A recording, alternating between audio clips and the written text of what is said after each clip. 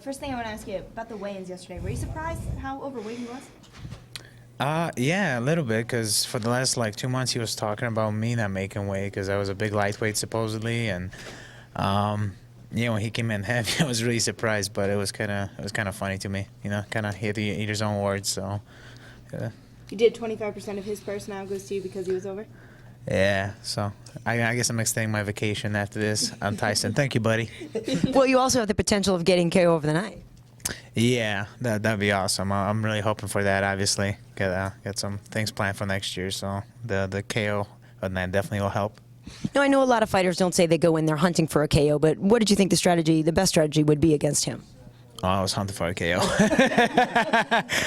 I'm a striker, I mean, I'm a fighter, but I love striking. People come to see, knockouts. Bottom line, if you ask somebody what they want to see a knockout. So, I knew I was much bigger than him. I knew I was taller. I had range on him. I knew I was a better striker, even though he didn't.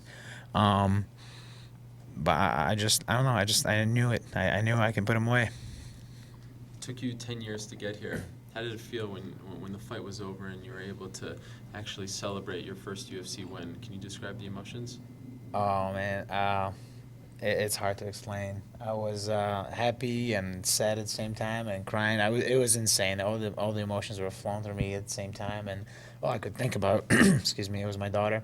I knew she was watching. That's all I could think about for some reason. But yeah, I'm glad. I'm glad that it took me this long because I'm here to stay. I'm gonna work hard to stay. I don't want to be one of those guys that we're 22 years old and we're 7-0, popped in, for a couple of fights in UFC and then they were forgot about. I took their road less traveled. Took me a long time. It was my 50th fight, but I want to stay in UFC till I retire. And how was the whole experience? Because you fought for a lot of other organizations. How was the experience being a part of the UFC this whole week and just being a part of the major league, so to speak? It was great. Everybody's on point. You need something, you get it. It's amazing. It's like I said, everybody's on point with everything. And what about the cut? Your first time down at 145, how'd you feel? It was awesome. I know it sounds weird, but it was easier making 46 than it was making 55 before. I got super strict with my diet. I put on extra, close to 30 miles a week of road work into my regimen. So, I mean, it was a blessing in disguise.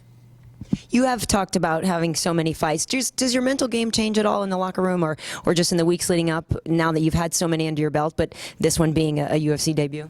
I always had a hard time before fights. I always get super nervous, but with this one, I took all that, negative energy and I turned it into just a happy thing. I couldn't get a smile off my face the entire week. I was super excited about it, and I wasn't nervous at all. I actually almost fell asleep in the locker room. I was so chilled. I was like, I know I'm better than this guy. I know I can do this, and I did it. So how old is your daughter, and what does she think of Daddy being a fighter?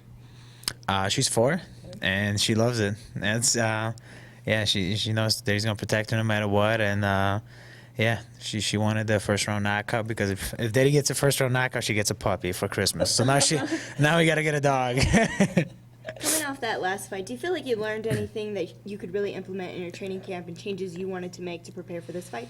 Wrestling, and more wrestling. I wrestled for the Kamal fight. I wrestled a lot, and then after Kamal fight, that's all I did. We were bringing in different body types, different guys constantly.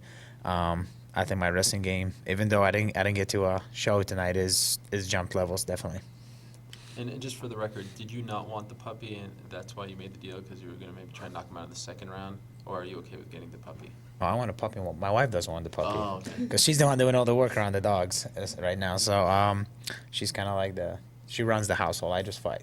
And no pun intended, are you going to get a boxer?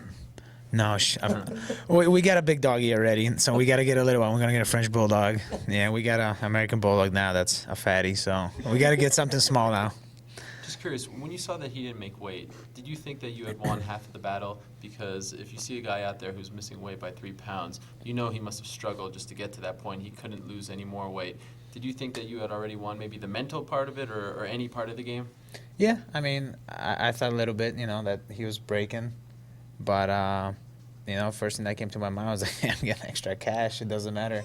I'm going to whoop him anyway. I'm just going to stay extra few days of my vacation on him. Are you going to gamble at all with that? No, I suck at gambling. I have never won at anything, so I don't gamble. Well, you won tonight, so that's good enough, right? Well, it wasn't a gamble. Anyone you want next? Since Tyson was top 10, I want somebody at top 5. I'm not hunting the belt right now, but I want to work my way up. Top 5, top 7. I don't want to go backwards though. I definitely want guys that are ranked. That will give me the shot at the belt eventually. Anyone in particular? No, because I don't even know who's in top 5. I'll have to get back to you on that one. Thank you. Thank you. Thanks. Thanks, guys. Congrats. Thank you. Great job.